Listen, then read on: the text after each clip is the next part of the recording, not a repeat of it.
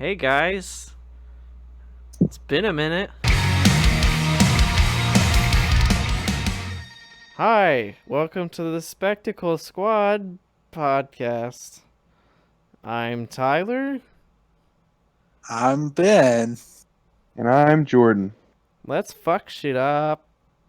This is the Spectacle Squad. Do we add show at the end of it? No, we don't. The Spectacle Squad. If you're a first-time listener, we are a podcast who talks about pop culture and things like that and our views on it. Just a disclaimer, we do use curse words and shit. I know that doesn't really matter for most people because I can imagine most people probably aren't going to listen to this. But, yeah. I'd like to put another disclaimer up front. We are not a solely Star Wars podcast. It might seem like that. We definitely skew towards that, but that is not the purpose of this show. Now, anyways, Tyler, what are we going to be talking about today? Today, we're talking about The Mandalorian. Season 2 trailer. Specifically. We're not going to talk about anything else? We're not going to catch them out? Nothing. Well, we're going to talk about The Mandalorian Season 1, what we thought about it. We might get into kind of the nitty-gritty as far as, like, the aspects of how they filmed things and the aspects of the storylines and things like that. And then we're going to share our thoughts on it. And then we're going to talk about what we think is going to happen in Season 2. Because from the trailer, it looks pretty intense, I'm not going to lie. Yeah, like I've watched that trailer so many times, and then or at least 4 or 5 times now. Like I watched it as soon as they released it, and then it's just popping up all over the fan pages. So I see a lot of it, and so many people have so many theories right now. Mm-hmm. So it'll be interesting to see what happens. But so tonight was the first night I've ever watched it. So yeah. So were you intentionally avoiding it, or were you just like couldn't be bothered with it? It was more like if it would have come up into like a recommended thing on YouTube or something, I probably would have watched it. Or if like if I ever got on Facebook or Twitter and it would have had like here's the trailer, I probably would have watched it, but it just never did. So it's kind of just a failure on their marketing. Yeah. But it wasn't like that I was intentional, but it wasn't something I was just going to search for either. Yeah. So suppose I think it's just the way my algorithm worked out on YouTube. Like the second it posted, I got a notification for it. Like 2 or 3 different YouTubers that I follow put their reactions out within like an hour. So like it was all over my thing. I mean, I was kind of in the same vein as Jordan, where like I didn't necessarily seek it out myself. I didn't even know that the trailer had dropped until like a day or 2 afterwards, and I was like, "Oh shit, I'm gonna go look at that." And especially because I think I texted y'all on the group chat, and y'all were like, "What?" Yeah.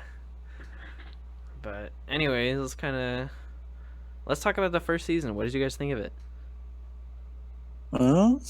I absolutely loved it. Like, I think this is arguably some of the best Star Wars content to come out in the last decade. Like, I don't like. There's really no disputing that for me. Like, I absolutely think it's amazing. So. I really agree, honestly. I really like how they kind of did a short form content version of Star Wars, and I think it fits really well within that universe, well, adapting that universe to how they did it. Because I mean, like, each episode is about an hour long, so it's like a mini movie. And it's not even that. It's not. It's what is it, like 45 minutes then? The thing that I found really interesting about this show is that, like, and there's something that I hope that a lot of like streaming shows do going forward, is like, because they're not having to fit like a certain amount of time for commercials, they're not making it for syndication or anything like that. They can make it however long or short they want to. So if you notice on the episodes, each episode is a different length. Like some of them are only like 32 minutes. Another one can be like 45 minutes. Some of the bigger jam-packed episodes, like the season finale, was like an hour. So like what it seems to me is like they're only making it as long as it needs to be. They're not trying to fill up time or anything like that. There's no filler. Like everything is there for whatever reason that the director wanted it there. There was nothing else to that. So they can make it however long they wanted, and I thought that was really awesome. That's fair. I definitely agree with that because for those who don't know, each episode, well, not each episode, but most of the episodes were directed by different directors. This is one of the like, as far as I know, and I don't know everything about every Star Wars movie or whatever, but this is one of the first endeavors in Star Wars that has had multiple directors. That has, like, for each episode, like, I think in the season there was like 8 or 9 episodes, and each director had 2 episodes or 1 episode at least, and they all had slightly different styles. And it was really interesting to see it because, I mean, like, there's Jon Favreau, who had a major part in the Iron Man series as well as many other movies. And then there was Dave Filoni, who directed and wrote for Star Wars: The Clone Wars, as well as fucking what's her name? Charlize Theron, is that her name? No, I think that's a different lady. Oh, Anyway, yeah, it's you're right. Ron Howard's daughter. And then there was another woman. I can't remember her name, unfortunately. I apologize. And then there was the dude who played the Rock dude. Taika Waititi. Yeah, Taika Waititi. And it was really interesting because, I mean, they released a behind-the-scenes series after the show had finished. And it's Have you guys watched all of that? Oh, yeah. I finished it. Yeah. Oh, my God. I loved it. I didn't watch any of it. You really should, dude. Like, especially if you're interested in, like, the filmmaking aspects of it. It's super duper interesting because, I mean, like, they all take different influences from various directors and movies and stuff. But, like, just how they go about directing and writing the story is super interesting. Yeah, the other thing too is because they did all these different directors, each story kind of stands on their own, with the exception of, I would say, the first 2 episodes and the last 2 episodes are definitely more like directly interconnected, but like the middle ones, which is the ones where, like, so basically Dave Filoni and Jon Favreau, they were like the producers of the show as well as doing some directing work. So like they like helped create the show, they had the overall ideas, they helped form the overall narrative, and so they were that. So like their stuff was pretty much like the setup and the ending, but like all the middle stuff is where they brought in these different directors because they wanted these different perspectives. And so especially, like, I would say like 4, 5, and 6 feel like completely separate things, and it's more of just like a situation of the week or a baddie of the week, and they just feel so unique from each other. Yeah. And I mean, like, I don't know where I was going with that.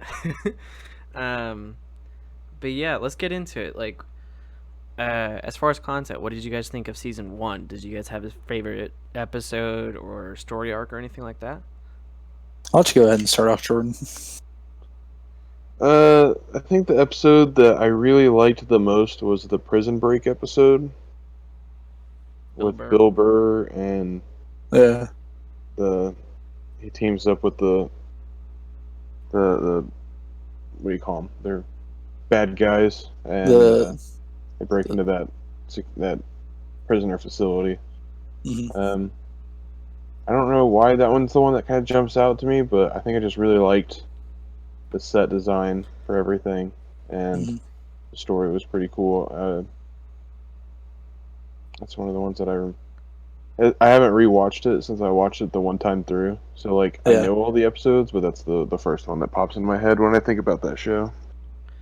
That was actually going to be my favorite too. Like that's definitely, and I think it's probably just because I've slowly been rewatching it to get ready for season 2. But I just rewatched that episode today, and I think what separates that one from the other ones is that all the other ones are kind of in these wide open spaces. There's a lot of like vast deserts or the forest or something like that, and they feel open. But that one, you just feel crowded or like trapped because they're in the corridors of that prisoner bar. And so like I feel like, and this also goes to the different director and stuff like that, like it feels like it was shot a little bit differently because they had to like focus where they were going to do it and how they wanted to set it up, so it felt more intimate in a way. It, like, kind of going back on what you were saying, like as far as like the crowded feeling of it, it almost felt like a bottle episode, but it wasn't technically a bottle episode because it wasn't in one room per se. Like the episode of Breaking Bad where Jesse and Walter are in the meth lab and they're trying to kill a specific fly, but the whole episode that they're just talking to each other and telling a story or something, and just kind of story building. But this episode wasn't even necessarily story building, but it was, because they kind of talked about Mando's past, as well as like his, like, kind of like the legend of his character, which was really interesting because until that point you don't really know much about him aside from context clues and things like that. Obviously, you know he's a Mandalorian. Obviously, you know he's an established fighter and things like that, but you don't really know him. Yeah. The other thing about this show too is like it sets up like a different like version of Mandalorians than what we're used to. Because like if you, for like you can kind of take it from Boba and Jango Fett, but technically in the canon, like they're not technically Mandalorians. So everything we have comes from like, let's canon at least comes from Clone Wars and Rebels, and like they are a completely different set of Mandalorians than they are in this show. Like in that one, they're more just like warrior fighter people, but they don't feel like a religion.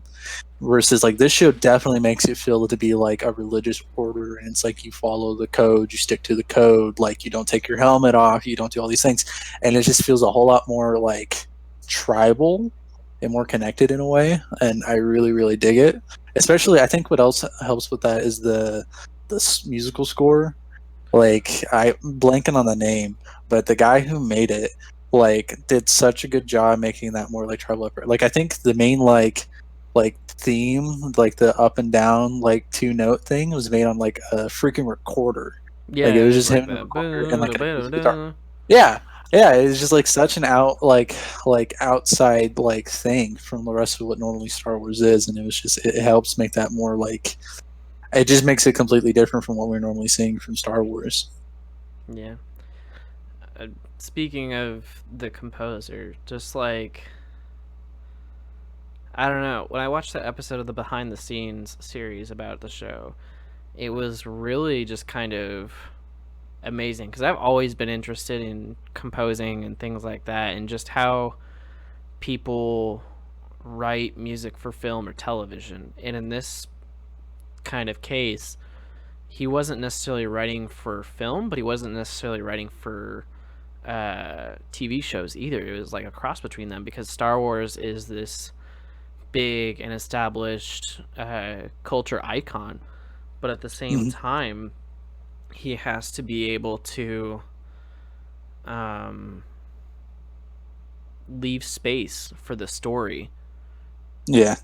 So I don't know. I think the theme definitely helped a lot with the world building in that show, because like you were saying, the opening thing, the it's so empty, but when you put the effects that he had on it, it's like just eerie and solemn, and just it puts you in a place, and it's really interesting. Yeah. I also liked how, like, towards the end, because the main Mandalorian theme starts off with that, and it's really soft, and it's just those, like, two instruments, and it slowly builds on itself. But then by the end of it, you have those big orchestral sweeps that we're used to from, like, John Williams and stuff like that. So it, like, ends up incorporating with what the rest of Star Wars is, which is what I feel like is what this whole show is about, where it's like, this is set in the Star Wars universe, but this is our first real knack at, like, trying to separate ourselves from what we know and love as Star Wars into what we want to be able to do in this world. And I feel like this show is like the first true like culmination of what George Lucas wanted this world to be, was just a giant sandbox. Like he had his story, but like he wanted people, and like this is part of what the EU was like he just wanted people to just play in his world, and I really feel like that's what this show is. I definitely agree. And I mean, I know I keep saying the whole behind the scenes show thing, but like the way that they filmed the show, like obviously they did a couple outside on set film shots, but a lot of it was shot in one area where they basically have this circle of high-res LCD screens that don't have borders or anything like that. And what they would do is they would map a landscape on a computer, and they could rotate it 360 to kind of follow the characters and create shadows. So like when you were in there, like they're saying that it felt like you were in like you were on Tatooine, or you were in a forested area where the Ewoks might live or something like that. It's just super interesting, and I love how innovative this show was, honestly, as far as like filmmaking, because most of it was filmed inside of a studio, which I mean, like, a lot of movies are and a lot of shows are, but how they did it is super interesting, because obviously they did a set building, but they also had this wraparound set that they could adapt to almost any scene. It was awesome. I loved it. It also goes to show you what a genius Jon Favreau is, because he'd been working on this tech for like the past like 5 to 8 years. Like, I think it was like it started with the Jungle Book when he first started making stuff for Disney, and he started playing with the stuff. And when he really got into that, like pretty much computer graphics engine and stuff like that with the Lion King, and when he really like pushed, like really started like heavily focusing on this tech. And then by the time he was asked to help with the Mandalorian and help like start this project, they basically built that stuff from the ground up. And like it had been a culmination of the stuff he'd been working on with Disney for so long. So it, like a lot of the budget for this show, I was reading, went into making sure this tech worked. And so like that's part of the reason why like there aren't a whole lot of big set pieces and stuff like that, because they paid so much money making sure this like LCD screen works so much. But because of that, it looks so realistic. Like I remember like they were side by side images, and you're like, this looks real, because it's insane. Yeah. The software they used is the Unreal Engine that's used in a lot of modern video games. Yeah. I think it's Unreal 4. Yeah, and I get kind of expanding upon that. I guess Jon Favreau is low-key kind of a gamer, or at least interested in games because of his kids or something. Because when he kind of saw how VR was being used in gaming, and especially how it's been kind of progressing the last couple of years, like you were saying when they were working on the Jungle Book, I think that's kind of what inspired him to try to make the two worlds merge, because I don't know, it's just he saw the idea of how you could build a set within a I'm blanking. Within a 3D space in a computer, and also have a physical and tangible part of a set as well. And I can't say enough about the leaps and bounds they made with that kind of filmmaking. Like it just makes me so happy. It's just the fact that they like basically created a new way of making like a new way of filming just for this show.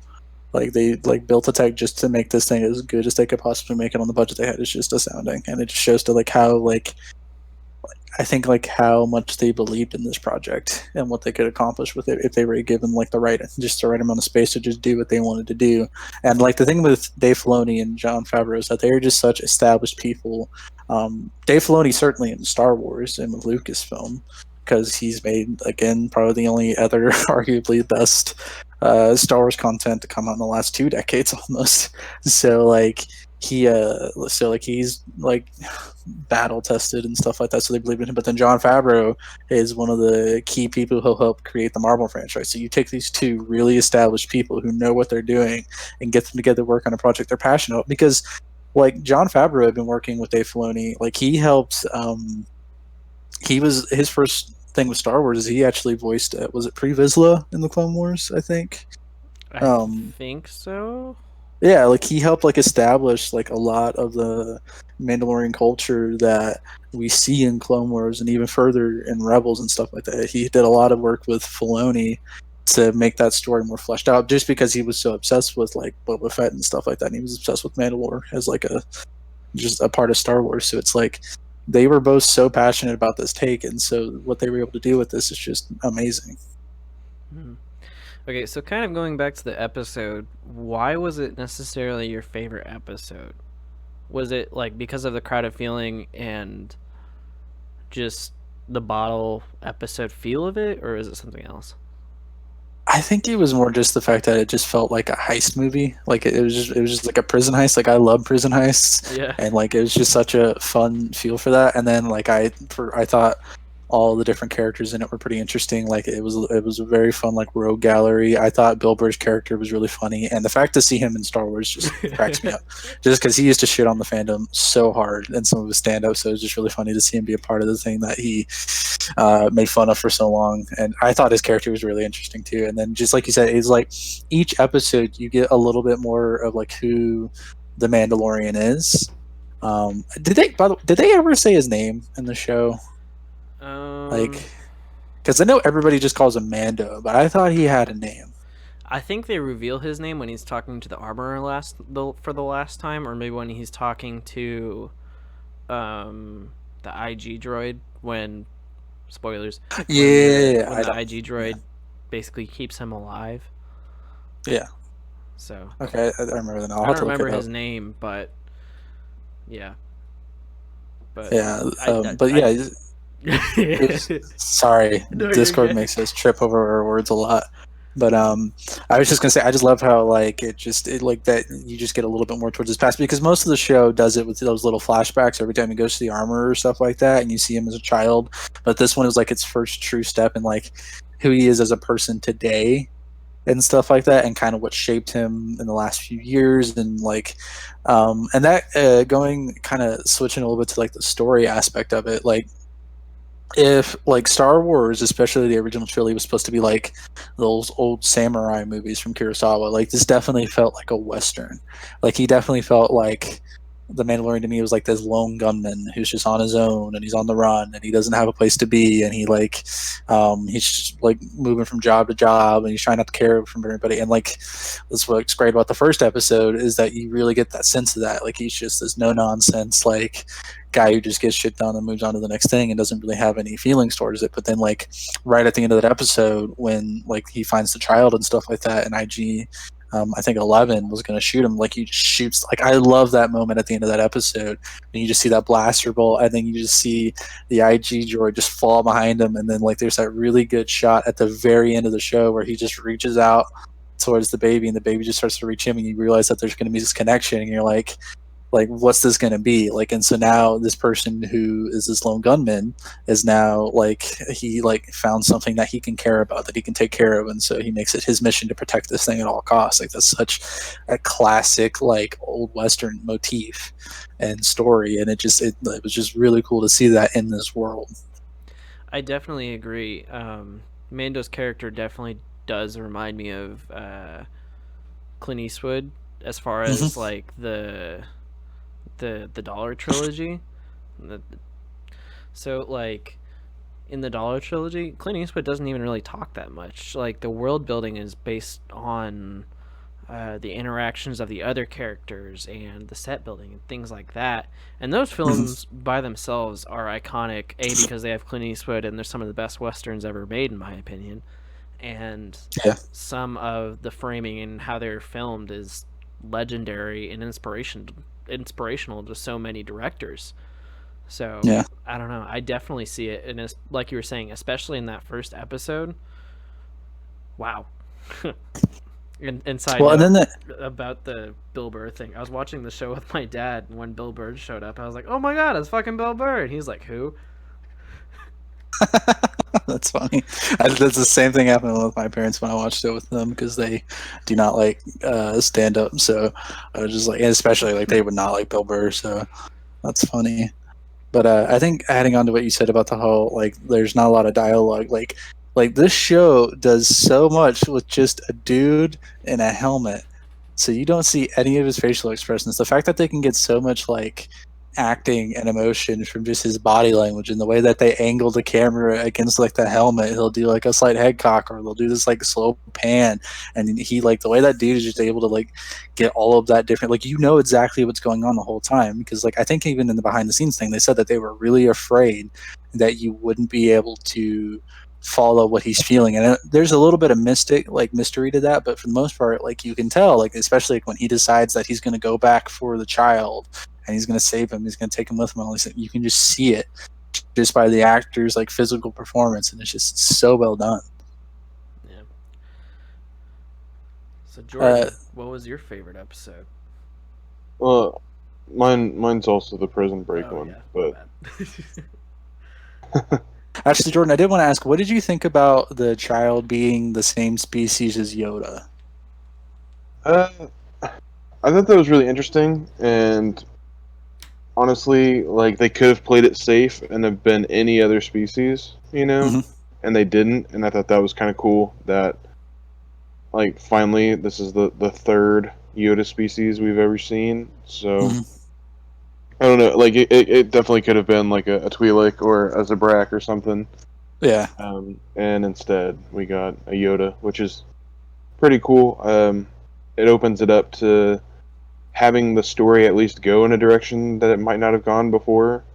Yeah. Um, and then seeing that this is in the gap between 6 and 7 kind of helps open up like what their plans are for the future now that Hmm.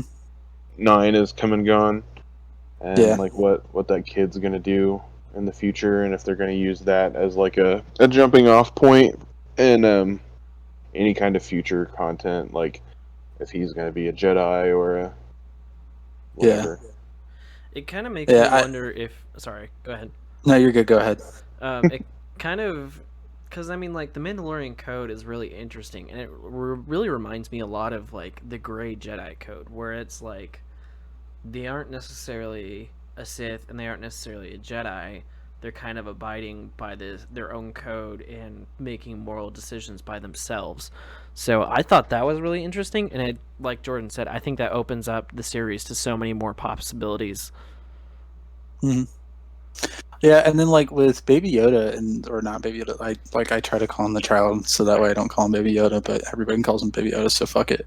But um, because it's like even like people who aren't like big Star Wars fans know that there are not a lot of that species. Like Yoda was pretty much the only one until for whatever reason Yaddle came in, but nobody really cares about Yaddle. But like he's essentially like the last of his species, and so like it opens up all these questions of like where did he come from? Because it's like most of us know he's probably not Yoda's kid.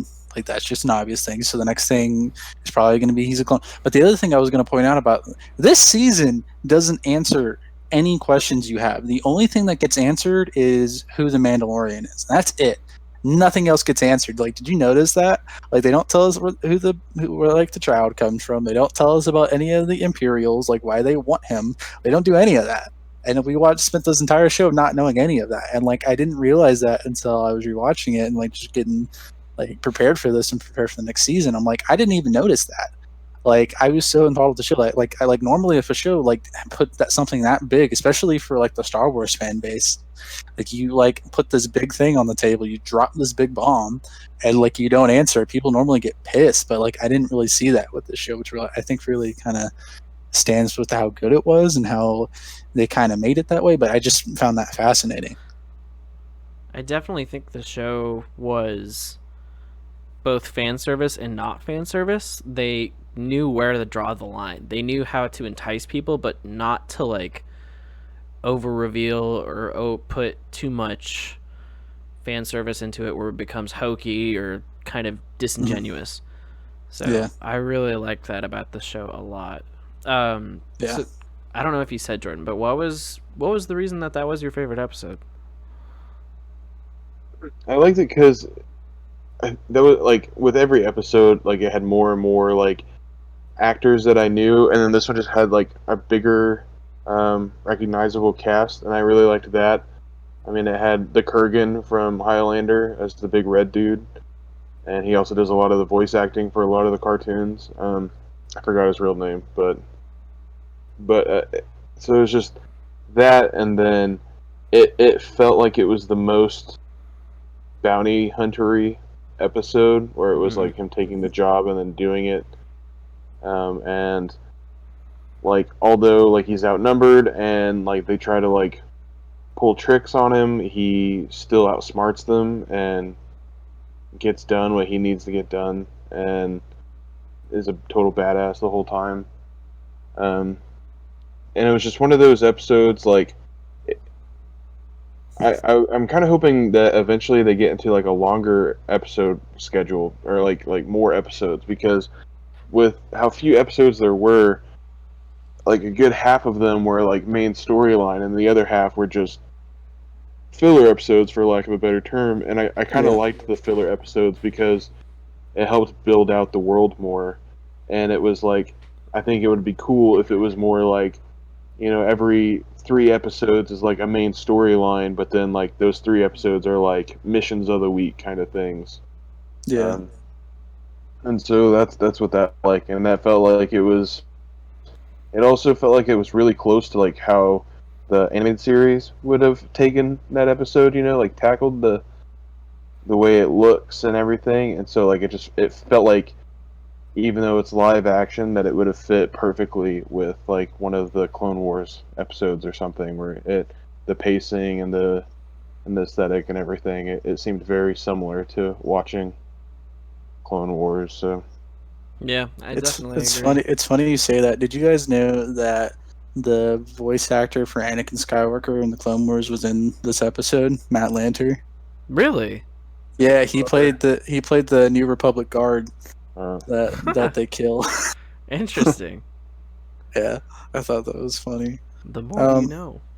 yeah, going to your point, Jordan, of it being really small and like they kind of focus on this. So I think part of the reason that they did that is because they spent so much of the budget just making the technology for this show. Like Disney gave them a certain amount, and they put a lot more into that than they did like doing anything else. And we can get more into this when we talk about the second season. But I think like because they're going to be freed up. Like I think they got a bigger budget, but I think that like they're going to be freed up to do a lot more because they don't have to put the infrastructure in place, so to speak. So I think we'll definitely probably end up seeing more of that next season. But what was your favorite episode, Tyler? Honestly, the episode where the fucking where they're on the forest planet and he meets the female shock trooper. The shock trooper. And they fight the is it ATST? Mm-hmm. Okay, yeah, where they fight the ATST, and kind of kind of a side note, the series weirdly feels like a well-paced video game if you think about it, because like the first 2 episodes maybe are like the intro to the game where you're seeing all these cutscenes and it's establishing the character and things like that, and then the forest episode is like zone 1 or zone 2 where it's kind of like easy level, but you maybe have a level 5 boss to fight or something like that, and then it kind of goes on from there. And like the whole corridor episode is where maybe like you're in the middle of the game and kind of the challenge level has been upped and things like that. I don't know, I just thought about that a second ago, and it weirdly makes sense to me. But anyways, No, I get it. yeah, that episode is my favorite mainly because it was kind of the first episode to kind of humanize the Mandalorian, honestly, because he had that connection with the woman in the village. And like you were saying earlier, there's not a lot of emotion displayed on his face, obviously, because he has a helmet on. But in his body language, when the lady was talking to him and she was like, "Oh, you could stay with us," he was really considering it. Like, he felt like he could make a home, but he felt an obligation to this young creature who he had saved, and he felt like he needed to see it through. So Like I felt like if that bounty hunter hadn't showed up, he probably would have stayed. Like I think that's what they were hinting towards. Is like if he had known the child could be safe and they could just chill out there the whole time, I'm pretty sure he would have. Because the other thing too is like we don't know how long they were there. This show gives you no concept of time, and Star Wars has never done that. But like the show, like it can take place over weeks or months. Like you don't know. So like, there's no telling how long he hung out with those people after he saved them. Especially like if you kind of get into the whole fucking solar system aspect of it, because every planet in IRL terms should have a different sense of time. So like a day on our planet is 24 hours, but on Mars it could be 18, it could be 36, it could be anything like that. So your sense of time, if you were speaking in terms of real life, would be super warped, and just like you could end up spending quote unquote years on a planet where it's only a matter of days on another. it's just really interesting to me. But yeah, I don't know. I really like that episode because it kind of humanized his character and kind of made you know that he wanted a normal life and he kind of seeks that, but he also only knows the Mandalorian way because that was how he was raised. He was rescued when he was such a young child, and that's the only way he knows to survive. So, and like Yeah. the fact that he and the shock trooper trained a whole fucking village of people to fight with sticks and stones and a couple blasters to take down this giant ATST and a bunch of fucking marauders is awesome. That's such a good, like, they did an episode of that in the Clone Wars too. That was really, really good. With the smuggler dude. And then the other thing about that episode was it made an ATST like truly like terrifying. Because I feel like when you see them in like Return of the Jedi, they're kind of intimidating, but also teddy bears are smashing them with logs. So it's like I feel like it kind of takes the piss out of them a little bit. But this one, like that, especially the first time it comes up on screen and you just see the glowing red like almost eyes coming out of the forwards, and it just starts shooting at them, and they start booking it out, and it was like such a cool moment. And I mean, like, even in comparison to the new movies, like the AT-ATs and the ATSTs and any other vehicles that the Imperials use still look kind of hokey and larger than life. But like the AT-ST in The Mandalorian looks like it could be a real thing in some sense. Yeah. And you get a real sense of scale of like, oh yeah, this thing is really intimidating. This thing can kill a lot of people. It's a dangerous weapon. Like you don't feel that in the movies, and like even in like the Clone Wars and stuff like that, because they were just like, especially in the Clone Wars, they were just blowing that shit up left and right. Like you didn't get any sort of sense of like how like devastating that is to just like a normal like crew. And like literally that's all they like those marauders, that was pretty much the only thing they had besides the blasters, and they were able to take over entire villages because of that. Like that's insane. Yeah. But I don't know. I really enjoyed that episode a lot. And I also I really enjoy, it's either the last episode or the last two episodes where he and the IG droid finally make a connection. Because you can tell that this IG droid who was destroyed and converted into being essentially a childcare worker,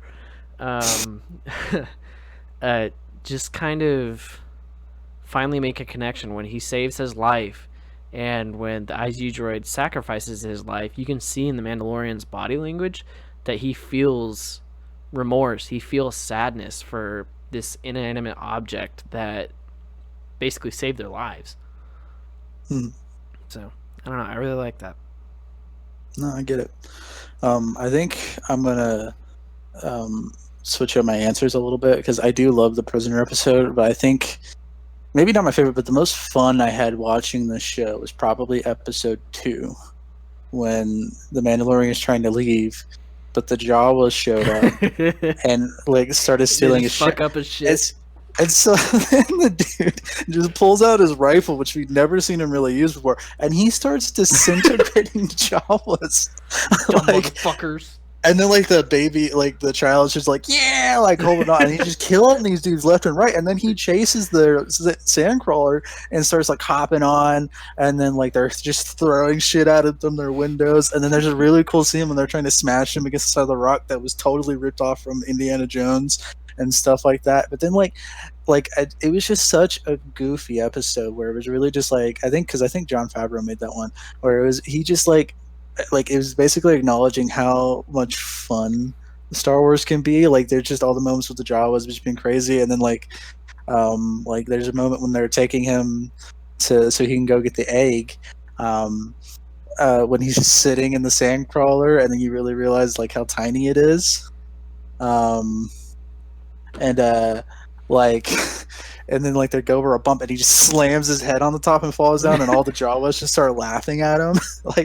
I love that so much. Like I was smiling that entire episode, and I'm like, this is like pure Star Wars. And it's like you also get to see another side of the stuff from the original trilogy, which is always fun. You get to see these Jawas, and you get to see like other angles of like the Sandcrawler and stuff, because the Sandcrawler always sticks out in my mind from A New Hope. And so there was a lot to laugh at. But then at the same time, there was a lot of really like intense, serious moments too, because it's when like the Mandalorian is fighting that creature, like he's gonna die. Like if the child hadn't stepped in and used the Force, like he would have died. But like he didn't run away. He was like with his motto, "This is the way." Like he had to kill that thing, and he was gonna die trying. There's that really awesome moment where that thing's just kicking the crap out of him, throwing him left and right, and then it does this final charge, and he just takes his knife and he just points it at it and shoves his head down, just like his fate is sealed. Like he knows what's going to happen, but he's not going to try to do anything to stop it. And I just thought that was such a powerful moment of really realizing who this character was and like what motivated him. You know, I definitely agree. yeah, and then you get to see the really cool moment of the child like using the Force, because that was another holy shit moment, because you really get a sense of like, oh, this is definitely like, this isn't just another creature, this is another Force user. This like it gave stuff away without telling you anything. It showed that like, okay, this is going to be a really big deal, and it was just like yeah. So I actually think that's probably my favorite episode, just because there was so much to enjoy.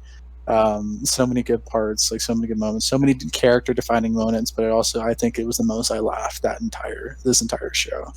I also really like that it kind of demystifies the whole character of a Mandalorian, because in every show and every kind of instance that a Mandalorian is mentioned in any other part of Star Wars, they're kind of recognized as like these super soldiers who are just like invincible almost, but like you see these fucking tiny ass Jawas kicking his ass, and like, I mean, he did kill a lot of them though. He did, but well, they didn't even kill. I think that it was like he like finally got to the top of their sandcrawler, and then he got shot with 20 electroplasms, and he just fell, and he just slopped into the mud. But yeah, I see what you're saying. Like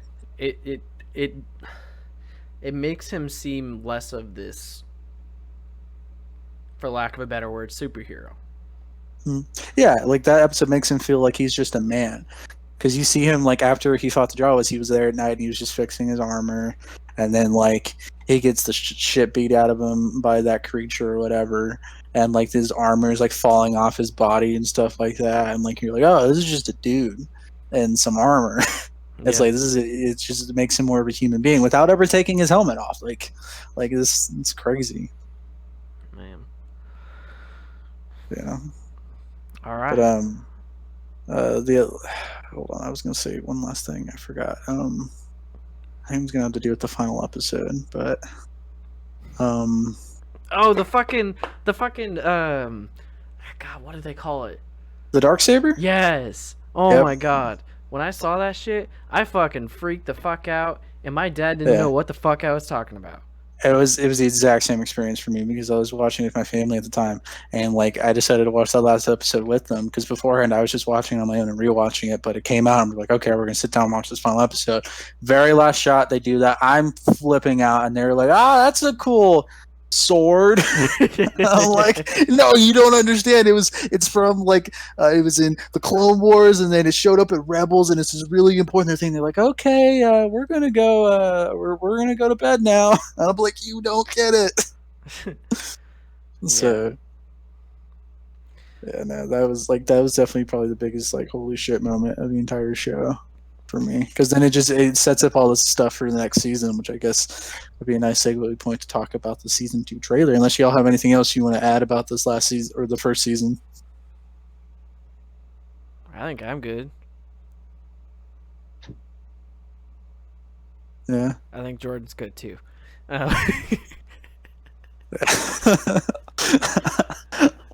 Yeah, so he might have his mic muted right now, I'm not sure.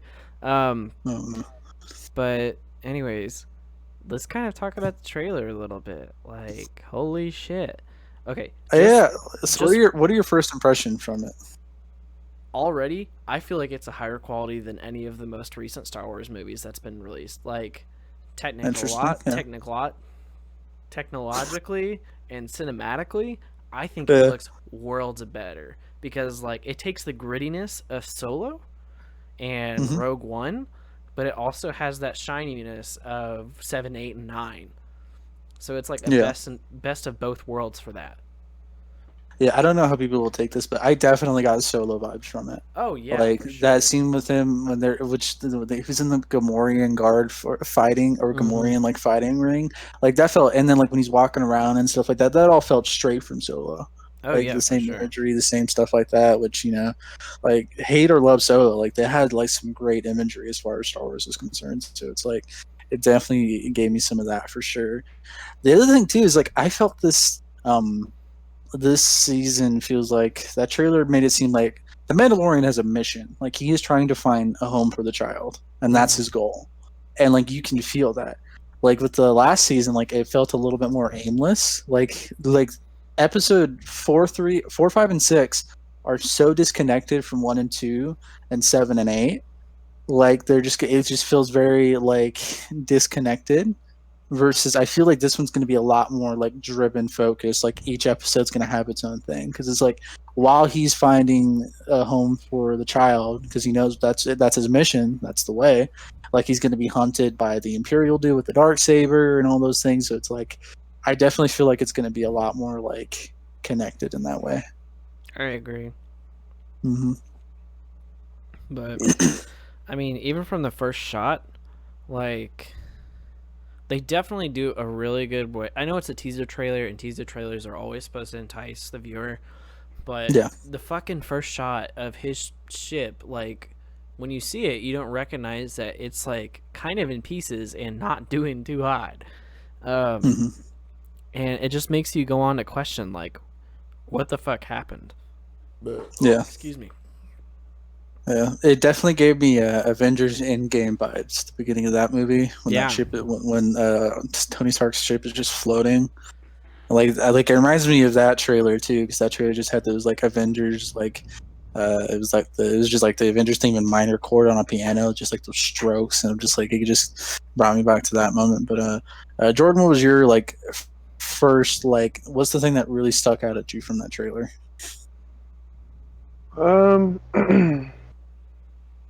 What it struck me how big and cinematic it already looks. Like, Mm-hmm. I mean, it looks massive. Like when you're talking about budget and stuff before, like it was always really impressive the planets that they were on, but Mm-hmm. this one, like from the get go, like showing the what's obviously Tatooine and then a snow planet of some sort, and Mm-hmm. then later on when it shows like all the stormtroopers like leaving some kind of base and they're like Yeah. jumping at like speeder biking out of this base. Oh, that It was so just seemed cool. much bigger and bombastic, Mm-hmm. which is really exciting. Mamba Jedi. um, I thought it was cool that they used like some of the dialogue from the last episode to like carry that over, talking Yeah. about the space wizards or space sorcerers, which I really love that aspect of the first season of the show where the Mandalorians are just like there's mythical space sorcerers that were our enemies, and he's just like, what the hell? You want me to find some space sorcerers? And I just What thought the that was hell is a funny. Jedi? Yeah, I thought that was really cool. That it was like it's such a myth thing to them that it's like I don't know, it's mystical, and It makes Star that, Wars seem so much bigger than the yeah, movies give it credit for. because it brings in the fantasy of the sci-fi fantasy, like it. Yeah. Yeah, because it's just like to us, Jedi aren't mystical anymore. They're just like I don't know. I don't know how many people would describe them as sorcerers. So seeing that Yeah. again is cool. And then I know they didn't show her or anything, but I'm really excited for Ahsoka to come back into the show. Mm-hmm. See, this is the part I want to get into, which was like theories and like characters coming back from Clone Wars and Rebels and stuff like that. Because like on top of her coming back, like supposedly Boba Fett's going to be here too. Mm-hmm. Yeah, I was gonna talk about So that because in like the last episode well, not the last episode, the episode with the assassin, when you see the person step forward in the last shot, you don't see anything else but their leg, but you can hear this sound just faintly. That is the same spurs. sound of Boba Fett in the Mhm. original series, and that sound has consistently been in anything that Boba Fett has been in. So it's Yeah, it's the sound of spurs clinking the ground. Yeah. if anything, if Boba Fett doesn't even show up, it confirms that Boba Fett is still alive after Return of the Jedi. I'm pretty sure it is. If it's not him, there are going to be some clones because the guy who played Jango Fett in the prequels is like he's on the cast list for season 2. Like he's going to be in the show. Really? And so yeah, like that's why it's kind of more or less confirmed because it's like who else is going to play Boba Fett? Like it's going to be, and then like they could have a clone, but like he's going to be an old ass man because clones age rapidly. So it's like I don't know, but it kind of goes into that. There's a lot of discussion online of like there are people who are kind of upset that they are trying to take the Mandalorian, which the first season it was very disconnected and separate from the rest of the Star Wars universe. Like it was its own thing. Didn't reference hardly anything from the original prequel, Clone Wars or Rebels. And now it feels like it's doing a 180. And I know that there are people that are kind of upset by that. So what are y'all's thoughts on that? Before I give my opinion. I'm fine with having lesser characters from other like non main entry characters, especially Ahsoka. Like the more Ahsoka, the better. Like she's one of the greatest characters ever to be introduced in Star Wars. So to not have her in things, I think is a travesty because she needs to have more stories. I would like to see more adaptations from her novel. Like I haven't read the novel yet, but like I have it to read it. I want to read the comics and stuff that she's in. Like I think that she's an amazing character. So like having her come in and have her tie to Rebels, like I think that's really important to have, have that connection to, because this would have been this takes place after Rebels, right? Where she goes looking for because the end of Rebels is after Empire or after Return of the Jedi, so that it might give us some clues of Ezra, which would be neat. So to add to that real quick, there's a woman that's in one of the shots in the trailer when they're talking about Jedi and they walk around and she disappears from sight. There are people thinking that that's Sabine. Nothing's been confirmed yet, obviously, but that's what a lot of people are pointing towards. So the person that's that's who that actually is. That's Sasha Banks from WWE. The cousin of Snoop Dogg. She's a professional wrestler. And if she played Sabine, that'd be pretty cool. I'd be down for that. I don't know if it could be Sabine, honestly, because it kind of this brings back the whole fucking age thing in Star Wars because I feel like different species age differently, even if they are humanoids. So if we were talking in human terms, Sabine probably would have been in her teens, I would assume, when she was in Clone Wars. So Sabine wasn't in Clone Rebels. Yeah, she was in Rebels. The last episode of Rebels is fuck! I got the other one confused. The one that was to look for Ezra. Luminara and Unduli's Padawan. Okay, I got you. I got what you're saying. Yeah, I got them confused. My bad. No. But so people think it's Sabine because at the end of Rebels, Sabine and Ahsoka go off to find Ezra. So, like, if Ahsoka is going to be in the show, which I'm pretty sure she's confirmed at this point, right? Yeah. They've already said that Rosario Dawson has been cast as her. Yeah, okay. So I'm like, if she's in it, like 10 to 1 Sabine's going to be in it. So, which I think that's why this theory about this woman in the trailer like holds true.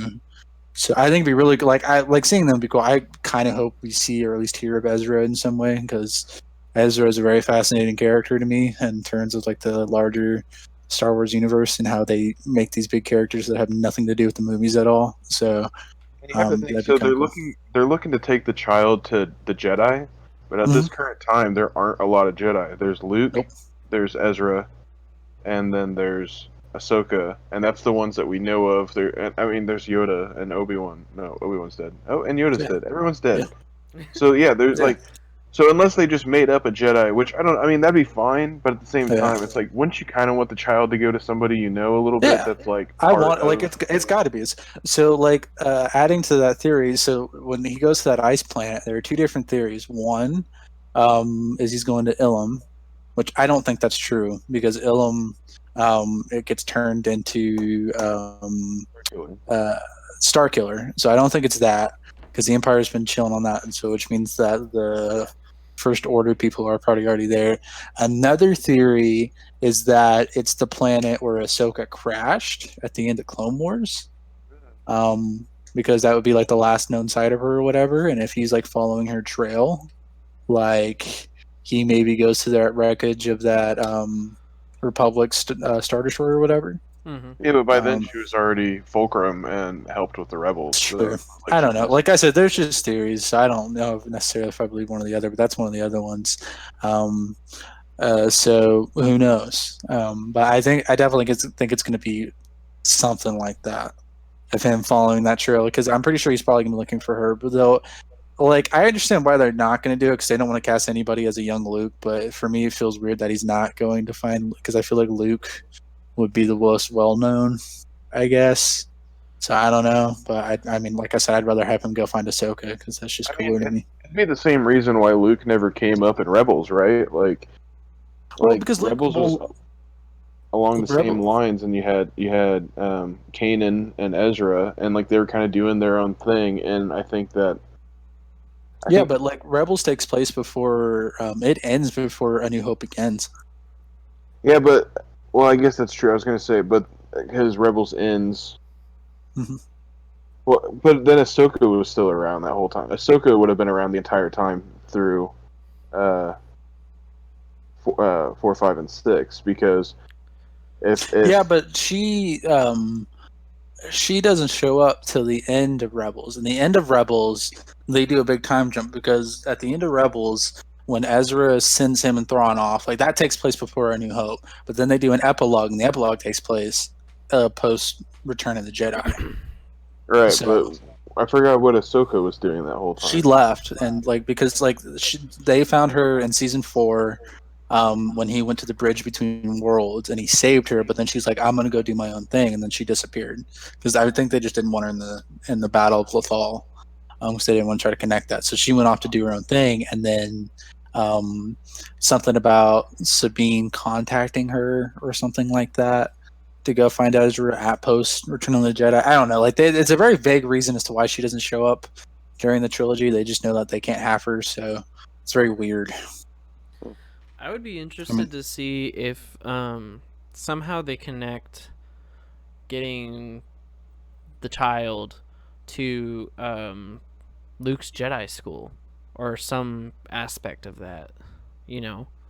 I think it's still too early in the canon for it to be a Jedi school, though, because like I forgot how long after. Because I know it's post Return of I the think Jedi, it's but I 5 don't know if years. it's like is it 5 years? Hmm. I guess so, maybe. But like I mean, to be fair, the war between with the Empire, I think lasted another year or a year and a half post Jedi. Because I think the last battle was the Battle of Jakku, canonically. So I don't know where that ends up, but I don't know. Just judging by what we know, like I have a pretty strong feeling that he's going to go find Ahsoka. Yeah. So are you cool with this though, like Tyler, or do you like feel that like no, this should be its own thing? Like people will like you like it better being its own thing versus trying to force itself in because not even with Ahsoka, there's also the thing with Boba Fett too. Like people are like, why are you bringing back Boba Fett? You know? um Honestly, I want to see more Boba Fett. I fucking love Boba Fett, even though he's not really part of a lot of lore per se. Like I Mm-hmm. loved the young Boba arcs in the Clone Wars, and like even in the old movies, I fucking loved seeing him in like the 4 or 5 scenes he was maybe in. But Mm-hmm. like, I think what would be interesting is to see um, possibly how they wrap up his story arc. Maybe Boba Fett becomes this remorseful and regretful bounty hunter that convinces the Mandalorian that there is more to life than being just a Mandalorian or something like that. Yeah. Like my thing too, like it's so for one, like I love Boba Fett as like an image, but like if you think about it in terms of what he actually did in the original trilogy, like he didn't do jack shit. No, He did didn't. almost nothing in Empire. He just looked cool, and then he immediately got killed in Jedi. So it's just like maybe this is going to be their chance to make him do something like badass, you know? Yeah. Like, I don't know. The other thing too is like I want them to finally explain how the heck he got a hold of Mandalorian armor or whatever, or if they kind of do that because he's not a Mandalorian. Like the Clone Wars established that Jango wasn't, and he's definitely not. So I wonder if they're gonna kind of do that thing of like the Mando chases after him because he's mad that this person is wearing his ancestors' armor or something like that. Like I could see that being kind of a thing, but I don't know. Well, I think he was a part of Death Watch or something at some point. Django was, and that's why. Was he? I think so. Yeah. I mean, so in the old, now non-canon, he was part of Death Watch because the whole reason that he gets picked to become the basis for the clones is from the game Bounty Hunter, where he and another Mandalorian bounty hunter are selected to go find their bounty is Kamari Vosa, the Dark Jedi leader of the Bando Gora, and it's so and the other guy was part of Death Watch, and so like I never knew that. There's a comic book about it, and I think that Django was a part, but I think it's also when you're talking about like the tribes of the Mandalorian, it's like I forgot. I don't know if it's just the Death Watch or some of the other parts, but like they'll recruit and then they have their own like houses and stuff. You know, obviously from the cartoon, like it's almost like Game of Thrones where they have houses and the houses have vendettas against each other, and so like he's not technically a Mandalorian, but he follows the creed. I mean, it's the same thing as this Mando, right? Like this guy wasn't born a Mandalorian; he was adopted into the creed. It's interesting that you point that out because it's kind of people found out that so you know how like they finally revealed that the Mandalorian's character was saved by like another Mandalorian saving his life. People found the signet on that Mandalorian, and that's a Death Watch. Like that's a member of Death Watch. Yeah. So it's interesting that you say that. Like I wonder if they're gonna do something with that then, because like I didn't know about the Django connection. I didn't know that they had explained it. I mean, I don't know if that's canon anymore, but even then, like Filoni and Favreau would definitely pull from that. And especially with those two guys and their love of the classic lore. One of Boba Fett's biggest parts in the story of the old novels was he was single-handedly, I mean, through contract, but brought down the Bounty Hunters Guild and broke that apart. And then after that, he brought the tribes of the Mandalorians together and became the New Age Mandalore. Like, there was no mantle of the Mandalore for such a long time because they were split across the galaxy, and he brought all the tribes back together and was crowned Mandalore by them. So, that's dope. I'm wondering with, like, this whole tribe aspect, and I feel like this season is also going to show like a new tribe of Mandalorians. So I think we're gonna get some more of that kind of information, especially if Sabine is in it. Then she has a big hand in a lot of the Mandalorian politics. Because we haven't even mentioned the Darksaber and what that's going to implicate and what's his face, why he has it. Because so it'll be interesting to see what happens with that. Like I think my overall opinion of this is like, at this point, concerning Star Wars, like Dave Filoni and Jon Favreau are like the king of the hill. Like this is their world, and we're just along for the ride. If it was anybody else making this show, doing these things, making these decisions, I would be a little bit weary of it. But these guys have my complete trust at this point. Like I will watch anything they do, and I trust them to take care and make something in this world that we can all enjoy. Like they've proven themselves time and time again. And not to mention, like all of this stuff is their story anyways. Like none of this stuff is George's story, which I mean it kind of is, but like a lot of it was Filoni. Like Filoni has been vocal about it for years of his love for like Mandalorian culture, same like I said earlier with Favreau. So it's like, and the other thing too is I found out when I was watching that behind the scenes thing is that like Jon Favreau wrote season 1 and 2 side by side, so they're not just making this up as they go along, which is kind of why I think that they didn't reveal a lot in season 1.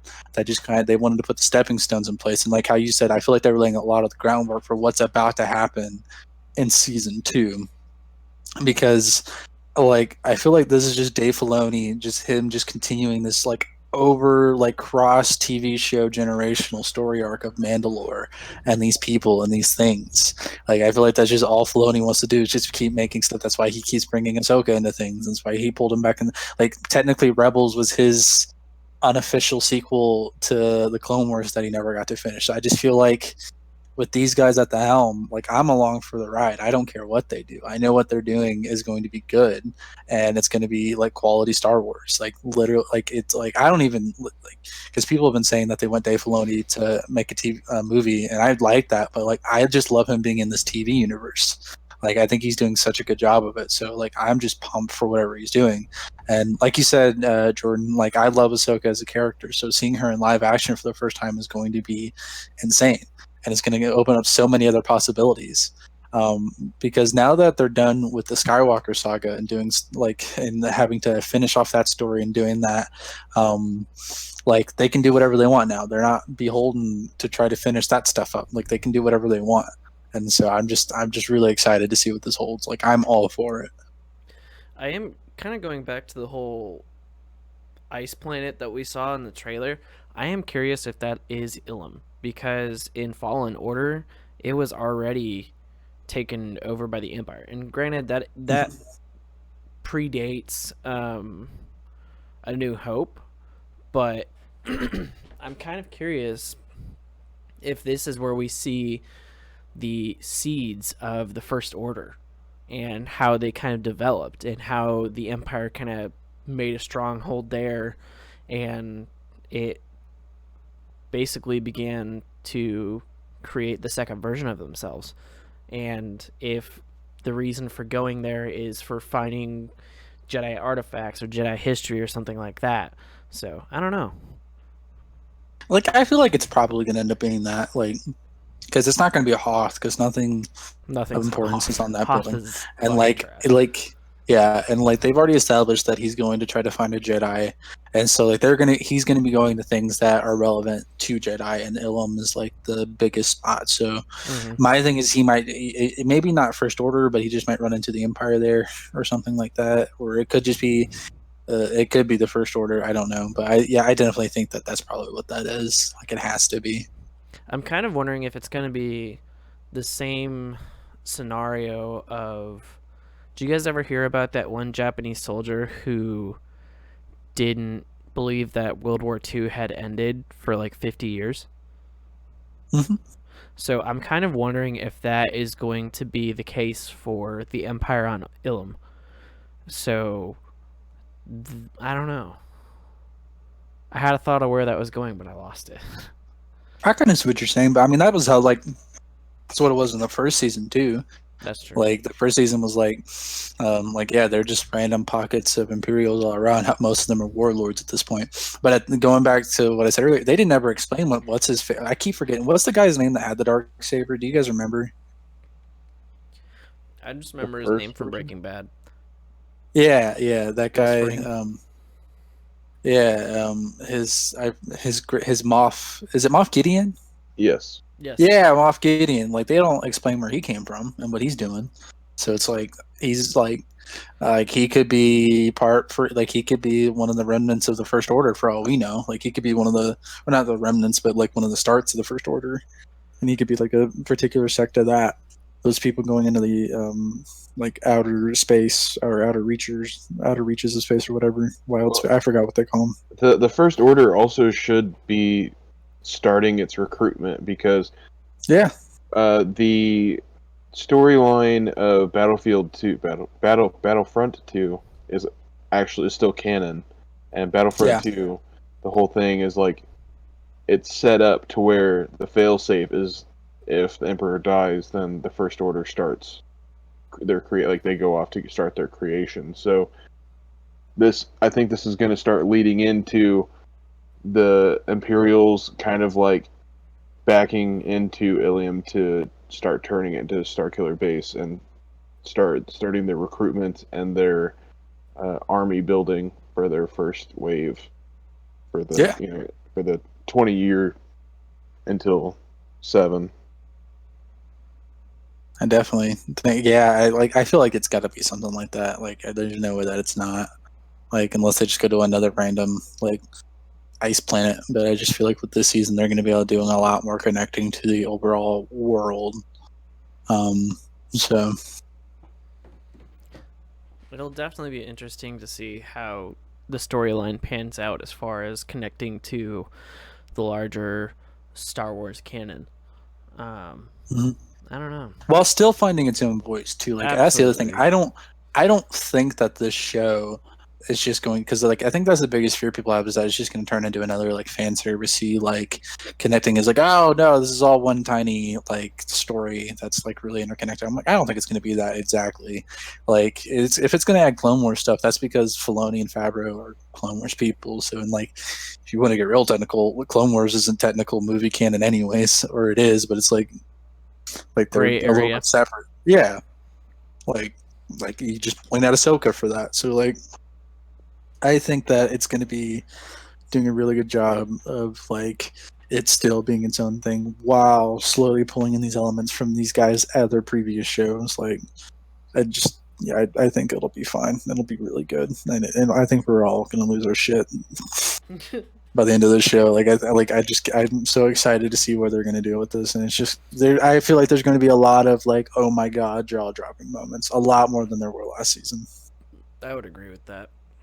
Oh, and then like the other thing from the trailer I just thought of was that shot when like those two X-wings pull up beside the Razor Crest. Yeah, that was so cool. Like, just that shot, and then because like I don't know, because I know that they made a model of the Razor Crest. I don't know if they did that with those X-wings that time, but them just flying in, seeing this, like, it just looks so classic Star Wars to me. Like, I loved it. That's probably one of my favorite shots of the whole trailer. it kind of makes me wonder if they're going to make the fucking, what was the Resistance called in the original trilogy? I'm blanking. The Rebellion? The Rebellion. It makes me wonder if they're going to kind of make the Rebellion's reputation as this white knight fucking martyrdom more of a gray area where a lot of, or maybe some of the things that they did aren't as good as a lot of people perceive, and that there actually were bad people in the Rebellion. I mean, obviously you see that with Saw Gerrera, like Yeah, he's technically part of the Rebellion, but he is by no means a rules of engagement friendly commander. So it just makes me wonder if they're going to kind of make the Rebellion seem not as innocent as it was in the original trilogy. well, because the other thing too is like I think at this point the Rebellion's now the established government. Like, I think at this point in the show they are the New Republic, so it's like now they're the government. And so it's going to be interesting, like, are they, like good, decent, or, like, did they just turn back into the Republic was, which is what I think the freaking sequels had alluded to, that it had just turned back into the old Republic in terms of, like, the bureaucracy and, like, nothing getting done and stuff like that. You know, speaking of that, so the weird thing was always, like, they didn't touch, in the original trilogy, they hardly ever touched on, like, the space politics, right? Like, it was like there's an empire and they're bad, and there was a republic and we're on the outskirts of space, so it's kind of like the Wild West out here. And then the prequels were like, here is a shit ton of space politics that you never actually cared about, right? And that kind of was like over to the cartoons too, right? Like, there's still a lot of space politics even in Clone Wars. And so then in the sequels, whenever it's like I don't know, like I don't know if it's just because of all the years or because of the time we live in, but like they hardly ever touch on space politics again, and I'm like, but wait, no, like what makes this different? Like, also, how Yeah. does this space government work? Like, Yeah. so the resistance is not the army of the New Republic. So I was like, so are they technically like a militia that's like not part of this thing? And like why is the like? So I had all these space politics questions in the Yeah. sequels, and it was just like, I get it. Like maybe if we wouldn't have established space politics, I wouldn't care. But now that we have space politics, how the fuck does this work? And So so here's like, the thing. I feel like this whole the stories in between the trilogies is always overcorrecting, where it's like in the original trilogy, people didn't care. It was a story of good versus evil. You didn't want to know more than that. But then those fans grew up. They were like, "Oh, we need more nuanced stories." And then George Lucas came out. And was like, "You want nuance? Here's fucking trade policies," and he dumps that on you, and he does that whole thing, and he overcorrects. And then so I feel like people were like, "Oh, the most boring thing about the prequels was all the politics." So then when the sequels came, like, "Oh, we're not going to do that anymore." But it's like, wait. You can't not do it. Like you said, you have to give us something because now we have no there's nothing. Like why is the resistance not a part of it? And then I think by the end of the third movie, they just straight up call themselves the rebellion again. I think that they're just the rebels. Like I'm just like none of this made any sense whatsoever. Like you got to give us probably something makes now. less sense because it's like if you think about the sequels, so there would be a Republic army that's not being used. So there's the Mhm. Resistance, and then they're resisting the First Order, who has no political power. They're just Yeah. an invading military force. So it's just like, So why from are what they I called the Resistance and not just like the New Republic militia or like something? It's it- such a so from what weird. I remember from books and stuff like that. So and then I didn't watch a lot of Star Wars Resistance. That's what it's called, right? I didn't watch a lot of that, but I've read stuff about it. It was basically what had happened was the New Republic, like I said, it turned into the normal Republic, and then they knew about the First Order for years. Like they had an uneasy, basically a kind of like a Cold War type agreement of they let them go out into the expanded space or whatever and colonize and want that, and they just let them live over there. And so that they knew that there were ex-imperials doing their own thing over there, and the government just got used to it. And then fast forward 20 years and stuff like that, the First Order is starting to come back and attack people, but the New Republic government didn't care. They didn't want to believe it. Partially because a lot of people think that they're I think it was that one of the books about Leia talks about this, where there were a lot more imperial sympathizers in the government or whatever, and then people didn't want to believe Leia because somebody leaked information that Darth Vader was her father, and so nobody wanted to listen to Leia anymore. That's also kind of part of how Ben Solo went to the dark side or whatever and found Snoke, was because they never told him that. All these other things, and so basically the government didn't want to believe it. So then Leia went outside and basically set up a resistance to the government and set up her own militia separate from it because people didn't want to believe that the First Order was a real threat. I think that's what it is. I might be getting some stuff confused here, but I'm pretty sure that's the whole thing. So that's why she's resisting the New Republic in order to resist the might of the First Order. It's a very weird thing because it's they didn't just show up out of nowhere. Everybody knew that the First Order was a thing.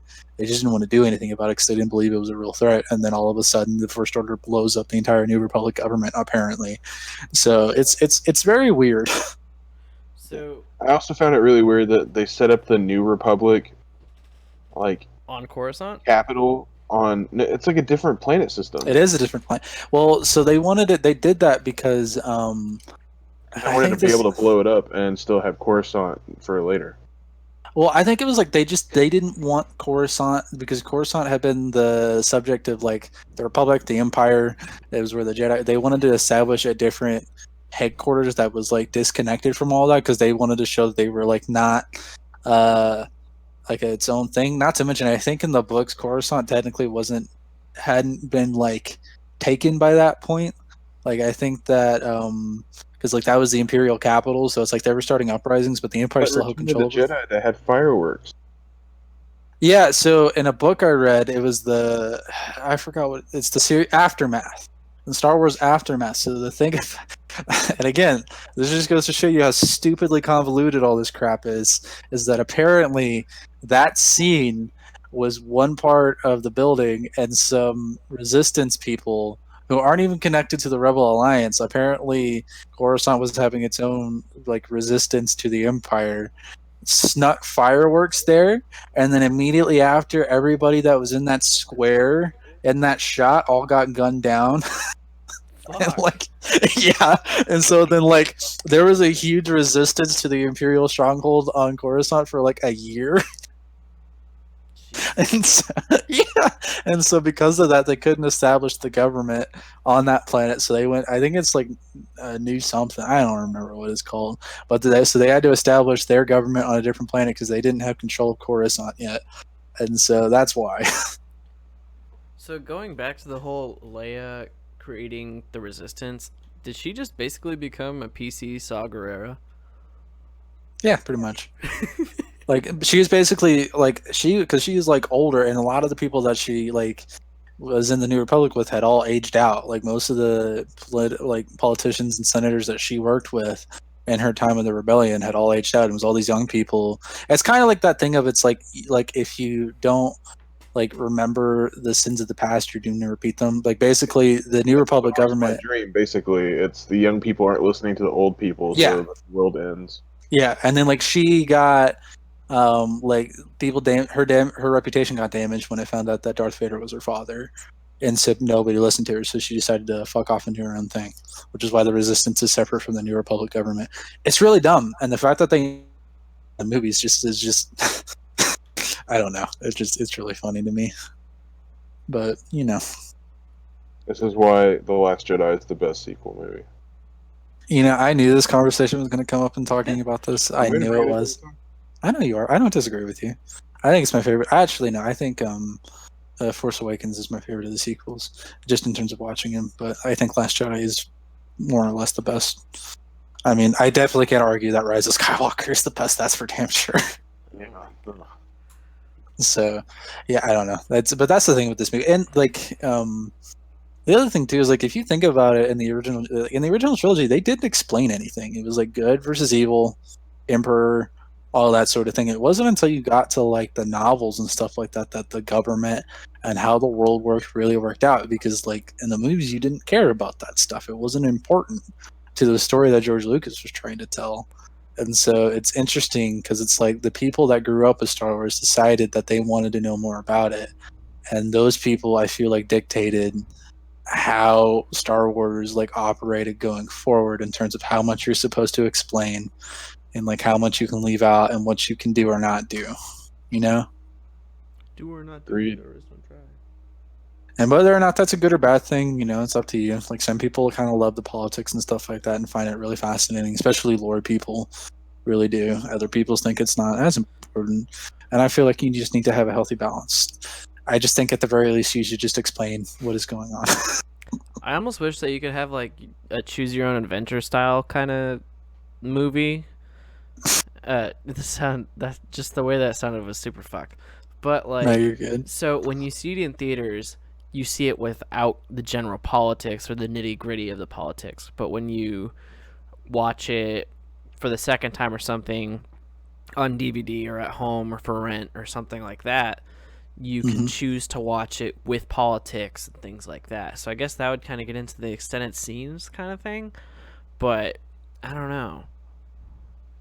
I mean, think- that's not. It's definitely an interesting idea. I both enjoy and don't enjoy the politics in the prequels, because like as a lore fanatic when I was younger, that was really great for me because I didn't always have access to the extended universe novels. So for me, that was kind of how I got my fix in lore and shit like that. But when I was watching the movies and stuff, sometimes I just didn't want to sit through the fucking Trade for a Federation committee shit.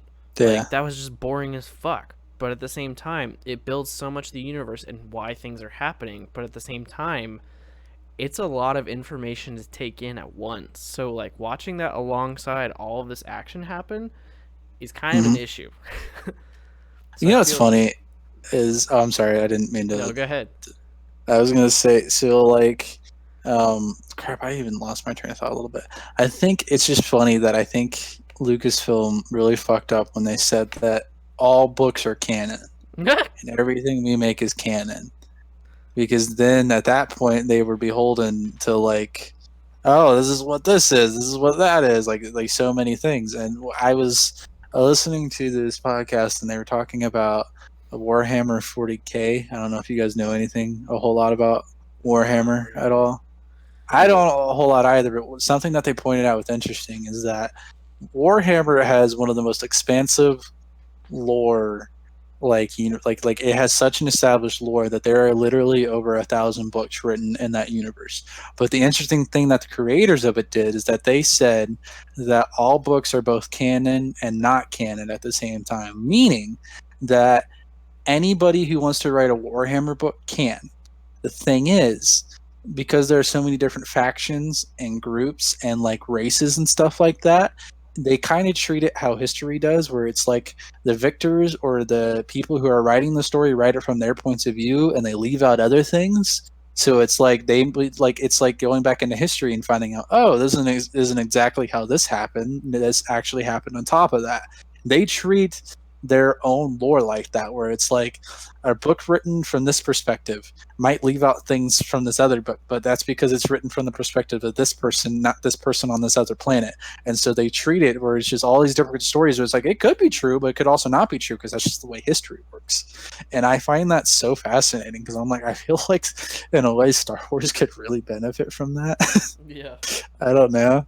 Maybe it's just wishful thinking, but it's because I think I was gonna, you going back to like you saying that you wanted an interactive movie. I was like, the whole reason for these new sets of books, like post like EU, all these new like quote unquote canon books, is that it was supposed to help explain the gap, because all of that rich history that a lot of people, especially all the fans, already knew was gone, so they had to recreate it for their own purposes. Like the book series Aftermath is solely for that purpose, where it's just supposed to explain what happened right after Return of the Jedi and explain how the New Order got set up. That's the whole reason for that series.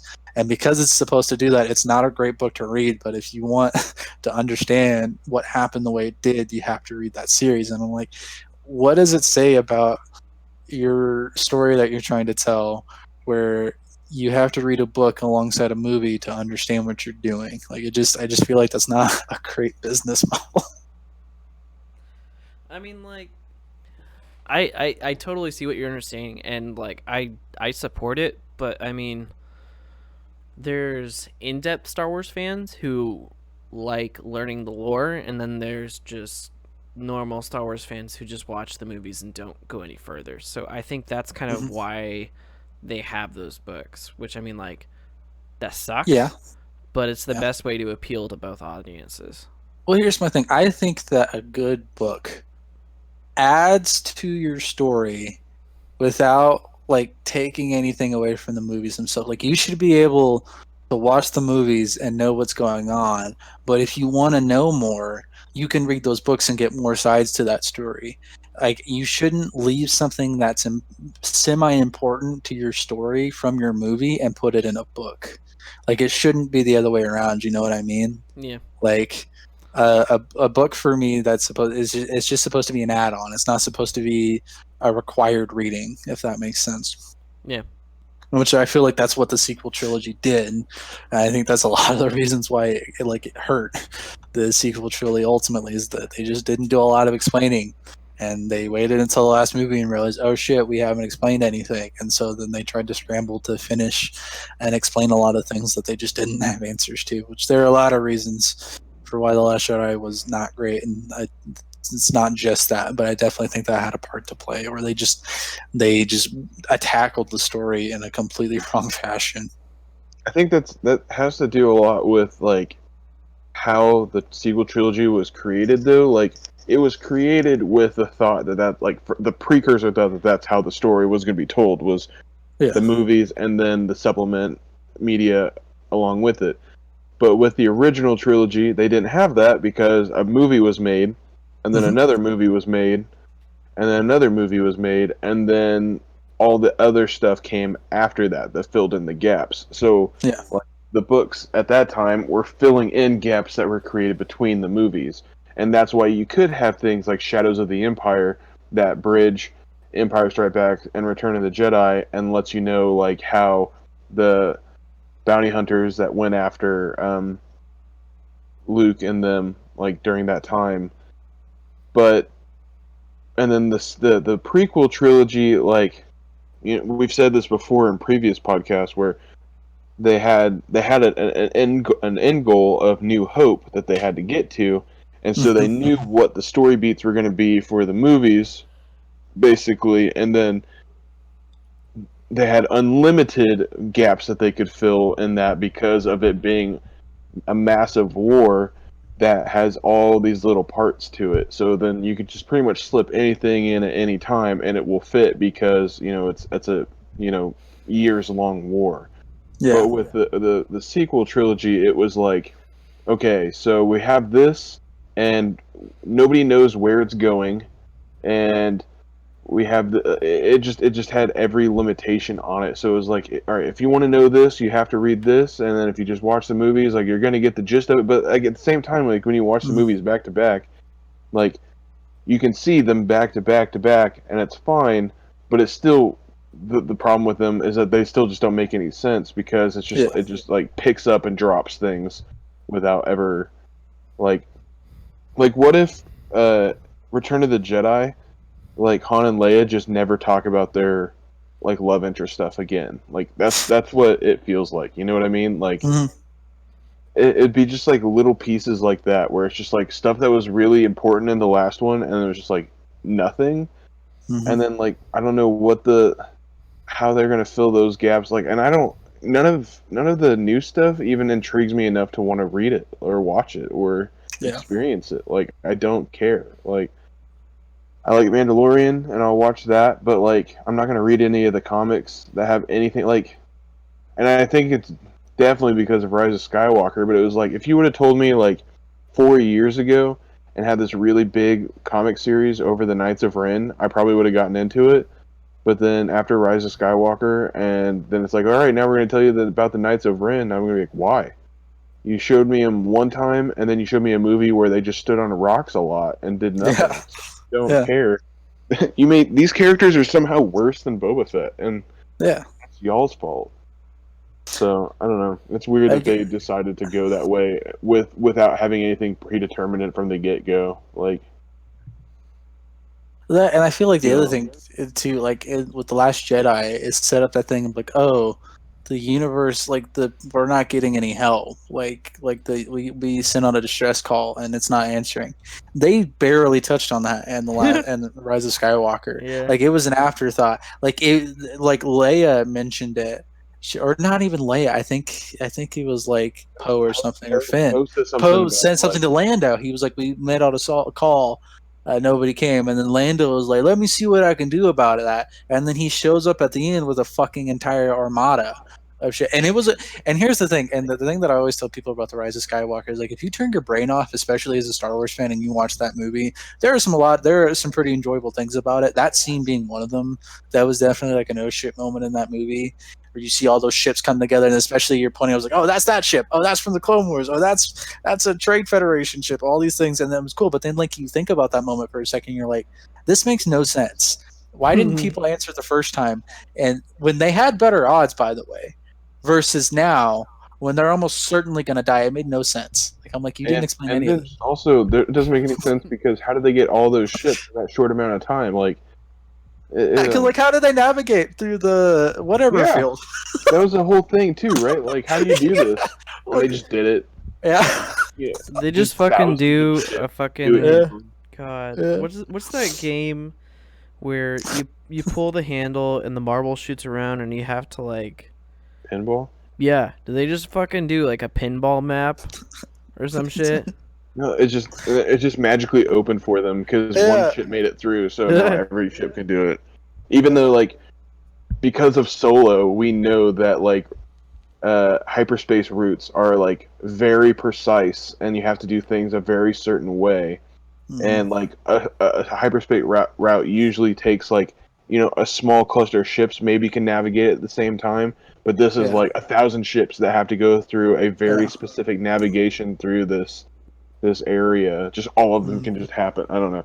Yeah, Rise of Skywalker is a good Star Wars movie for anyone who has never seen Star Wars. If you were That's just very true. because Case in point, my mom loved it. Like, she had a lot of fun with it because she didn't know all this backstory stuff. She just like had these good things, and like she was like, "Yeah, it's great." She had a good time watching it. I'm like, you can, there's a way to enjoy this movie. You just have to turn your brain off.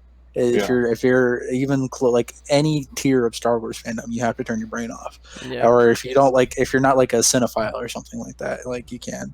But like in terms of like intercontinuity and like overall direction, like the sequel trilogy just had none of that. And I feel like part of me thinks that this trilogy was just doomed from the start. It had so much writing on it. It had so much hype that I don't think it could have ever possibly rightfully fulfilled. I think no matter what direction these movies went, it was always going to have backlash and stuff like that, because you were never going to please everybody who was OT fans. Like, there's just no way to. Like, so you already had all that pressure, but then they just completely dropped the ball on it, and they did everything wrong. Like, I thought it was funny in terms of like writing and story and stuff like that. I remember years ago, there's an interview with Daisy Ridley where she's like, "I know who Rey's parents are. I've known from the beginning," and she's like, "It's so obvious in the first movie who my parents are." And then you watch the end of them.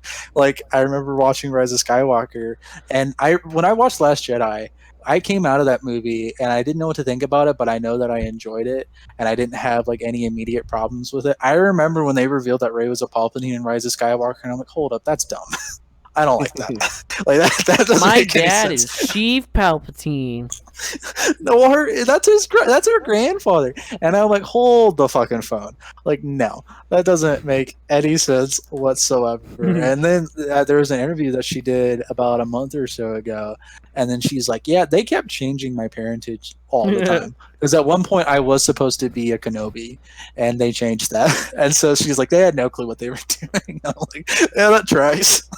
My ancestry Kenobi would've been got better, really but- fucked. Well, yeah, Kenobi wouldn't have made sense either, but I'm like, at least Sure I'd be would've. happy with that. Like, how? Like who did Obi-Wan fuck? there's nobody to point to.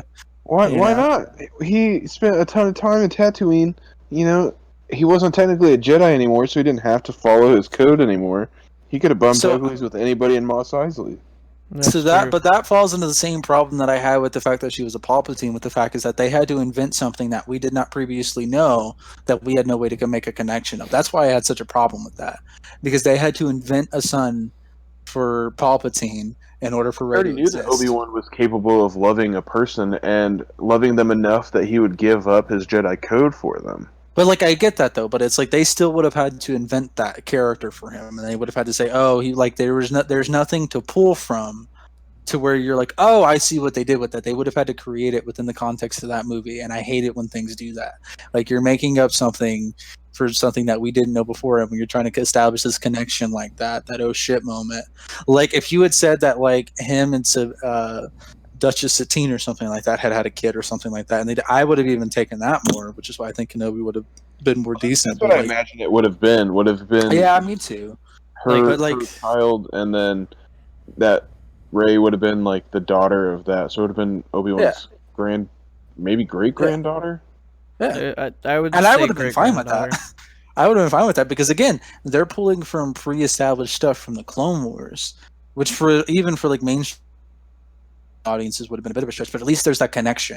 You can point to that and be like, oh, I understand where that comes from. Versus Palpatine, where you're like, Palpatine had to have had sex with somebody in his scraggly face in order for Rey to exist. And and it just I don't. Do it. Yeah, and then you get into the whole thing of like, was it consensual? Was Well, fighting what involved? was the conversation we had last time where it's How like, are we is talking about Palpatine clapping cheeks again?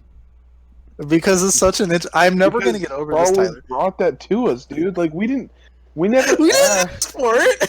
Yeah, dude. I have never once thought until the Rise of Skywalker, did she fuck? Like, I've never thought that before. until now. No, we've talked about this on a podcast before. I know, understand. but What we're saying is like up until Rise of Skywalker, I never okay. had that question. yeah, Like, I it was never like, questioned that. That was never a thought in my mind. But it's like he had to have done it. So it also means, is he scribbling under the robes, or is it just his face? That's the question. That's the important question. Because I'm like, he could turn off the lights and he could have a decent. But it's like, does he? But we don't know. And these are questions that the Rise of Skywalker has asked. A man's got needs, my young Padawan. Yeah, so I don't know. Like I just yeah. Like I think that's the ultimate problem with that is I just like they were fighting an uphill battle from the get go, and I don't think they ever would have done a great job with it. But they certainly did not do a good job with it. So, but going forward, I think how this all got started was like they're not tied to that anymore. They're done with it. They can move on. They can do whatever they want now, and I'm fine with that. You want to make an Old Republic movie, make an old like that's why I'm really excited for this new batch of content in the High Republic that's coming out later this year. All the books and comics. They posted some art, and one was a High Republic lightsaber. Did you see that? It's got like the cross guard, like it like flips out and it has a little cross guard. And I was like, that is rad. That is, yeah, I was like, that's dope as hell. Because it's like not even like a full like lightsaber beam. It's like a little itty bitty energy beam. Yeah. And I'm like, that's going to be dope. But yeah, I'm super excited for that because they can do whatever they want. And they're not bound by anything. And they're not tied to the Skywalker saga. Like, it's going to be so exciting to see. It's like Mandalorian can do that to an extent too, because the only content they're pulling from is stuff that Dave Filoni already made. But Dave Filoni's the one making this. And so it's just a continuation of his story that he was already telling. Which like it's like going forward, I feel like we're going to start getting a lot better Star Wars content, and I feel like we can kind of hit the refresher button. It's like however you felt about the sequel trilogy and stuff like that, you can put that aside, and you don't have to think about that anymore. Which is kind of why I like The Mandalorian as much as I do. Which is why I kind of understood why people were a little upset that they were kind of trying to tie it back in a bit, anyways. Because it was such a good palate cleanser for people who did not like the stuff that was going on in the movies. Yeah. You know? Because I think once we get a few more years of this, I know they're making that Cassian Andor series. They're making a Bad Batch animated TV show. I'm fucking excited for that, bro. Oh my There's god. Yeah. Show. What's up? The Obi-Wan standalone. Oh my Yeah, God, yes. I completely forgot about that. Like, they're doing so many other things that like they can just like it's in a few years we're just going to be like having so much different a variety of Star Wars content. Like I know that there's going to be a Fallen Order sequel at some point. They said that they're working on that, but they were waiting for next gen to come out. Like all these other things that they can just do whatever, you know. Like I'm just excited for, you know, just full steam ahead at this point, just moving on. And I feel like in a few years, we're all just going to be super happy with what we got. And I think there's going to be a little bit of something for everybody too at this point without having to try to cram it all into one movie. Like if you like the older stuff, if you like the lore heavy stuff, go to the Old Republic side. If you want just like really cool independent stories, maybe watch this TV show. If you really like this character, watch that. Like, I think it's finally going to be what George Lucas intended, which was this just to be a giant sandbox for people to go around and play in, and it's going to be awesome. I really hope they follow with the Darth Maul and the Crimson Dawn or whatever it was called. Yeah. From Solo. Yeah. So I feel like even now I've like in the past year, especially after Rise of Skywalker, I've seen a lot more people warm up to Solo. I think it's because I know your feeling on that movie. I like that movie a lot though, and I think I like it a lot just because it asked all these questions and it gave us so many things that I really want answers to, like the Crimson Dawn thing. robot. You know, yeah, but like you know. That's actually how Palpatine had a kid. He had a three-way with Mando and the robot. Oh my god! Yeah. Well, And I the mean, robot just incubated his seed. Oh god. well, Well, I mean, like we don't even technically know what species Palpatine is. Even though he's a humanoid, maybe he can self-produce. He's from Naboo. he's from Naboo. He's a human.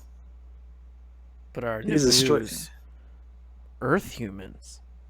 Well, Earth doesn't exist. I Yeah, know, but in reference to He's Nabooian. I don't know what. Earth Yeah, reproduction he's never, systems. but it's like, but the thing is Nubian? like Star Wars established humans as humanoids, and like they're humans. They're like that's what you're a human being. Like, us would be called like an Earthling or something like that, but they don't have that. But it's just like basically our species went out and populated so many planets that we're just everywhere.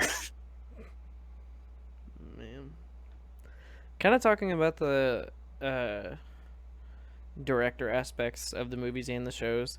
I know that the sequel trilogy had a lot of issues with different directors and stuff, and that was what kind of caused a lot of misdirection and obviously kind of a fucked up storyline. Well, not fucked up, but just like non-continuous, I guess you could say.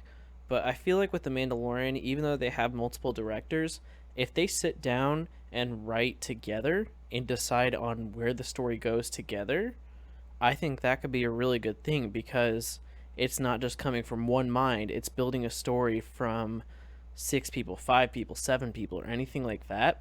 It opens Mhm. up a lot more doorways, and especially if they can all decide on what direction to take the story, I think that can be really good for the fucking universe of The Mandalorian. Well, Yeah. I think Filoni has a roadmap. Yeah, Well, yeah, Like almost every project he's ever had, he has a roadmap. Like Avatar, had a beginning, middle, and end. Clone Wars had a beginning, middle, and end. It took a long time to get the end, but we got the end. yeah. Rebels had beginning, middle, and end. Like it's not. He's got a roadmap for where he wants it to go, and since he Mhm. since he put together season 1 and 2 at the same time, and I got to be honest, I'm surprised that season 2 is a month away. Like fuck, I- it's that soon? Yeah, yeah. God damn. end of October. First episode's end of October. So it's like I'm really surprised that they were able to shoot it and get everything like in 1 year. Like I kind of So- figured that it was going to take a little bit longer, but like From what I heard is that they shot them back to back because they wrote it at the same time. They were already shooting season 2 when season 1 like aired. Like they were smack dab in the middle of production on it. Well, that's good as far as COVID terms. Yeah, so that's like the biggest thing. That's why everyone was so surprised. They were editing, like I think they were in post production when COVID hit, so like they could do all that from home and they didn't have to worry about it. And I don't think that they got to do a whole lot of reshoots, but like at the end of the day, like like but they had finished filming it. So I think it's going to be a little bit longer before we get a season 3, but you know, but that's a whole other conversation as far as the movie industry goes, because it's like everyone's like afraid of when like that big pause is gonna hit, because it's like there was so much stuff. Like I think it's because people don't realize what like how production and post production is like movies are filmed like a year in advance of when they come out, and like they're in editing and stuff like that. So it's like this year we're still getting content, but by like next year I feel like there's going to be a dry spell. But I think it's definitely either going to hit this year in the winter or next spring. I think it'll be next spring for sure. it depends on also like how long that pause is going to be if we can ever get Yeah. out of this. Because like I know that some places are already filming, and like they like even places in the U.S. that they've done like strict measures. But getting back to what you said, Tyler, about the directors in the Mandalorian, I think the Mandalorian benefited from two things, and the fact that for one, it had freaking Jon Favreau and Dave Filoni, like how I already said, they're well established industry giants versus like the sequel movies. They had not Ryan Johnson. Reynolds. What? Yes, J.J. Abrams. Deadpool J.J. directed Abrams. the fucking Jeff Star Wars Bridges. movies. That's why they were but- fuck. But like, and then like, if you look at the anthology movies on top of that, they didn't have these super huge directors, and so because of that, like the directors were still more trying to adhere to what Lucasfilm and Disney wanted to do. Versus Jon Favreau, like you can't really tell him, like he is such a big name in the industry, like he can kind of do what he wants. And with Dave Filoni in terms of Lucasfilm, he's that same way. So there's that. The other thing too is in the grand scheme of things, The Mandalorian is not a huge, big like event. in terms of, like, he's not a Skywalker. Like, he's not going to be this huge thing. And that was the whole point of The Mandalorian from the get-go. It's this more small, intimate story that's on the sidelines. So because of that, there wasn't as much attention to, like, oh, it has to follow these things because it has to connect in these ways. So I think it really benefited from the fact that it just didn't have any of that oversight, and it had people who were very confident and were not yes people. They had the trust factor of being established and Yeah. within being directors and the Star Wars community. So I think that kind of gave him an edge over J.J. Abrams, which, I mean, like, J.J. Abrams directed the Star Trek movies that came out in the 2010s, which, I mean, like, those were decent movies. I'm not a Trekkie, so I don't really know anything about the lore behind that and if it was accurate or not. But I think the whole I like the. I remember growing up. I like those movies. Like, I had a good time with them. Like, I don't think J.J. Abrams is a bad director, and I think that if things had worked out differently, he could have made some really good Star Wars movies. But they're like, I cannot wait for those tell-all books and, like, those documentaries and stuff like that that are going to come out in the next, like, 10 to 15 years. Yeah. Talking about the making of this series, because it's be a very interesting story. I agree. Because it's like, have you watched? I think they even have it on Disney Plus. I think it's called Empire of Dreams or something like that. It tells the story. It tells the story of the making of all three movies, but it spends most of its time talking about the making of A New Hope and what a disaster it was. Like, it just happened to work out. Yeah. Like, I think we're going to get something very similar to that, with a lot more of a darker ending in the next 10 years or so. Well, it'll definitely be interesting. Do y'all have any ending notes? I'm hopeful and excited. This is probably going to be one of the best things to come out this year, and what a time for it to come out. Yeah, no kidding. I'm getting ready. I re-upped my Disney Plus subscription just so I could rewatch the show. So I think I should rewatch the series again, and then also watch that behind the scenes before the next ones.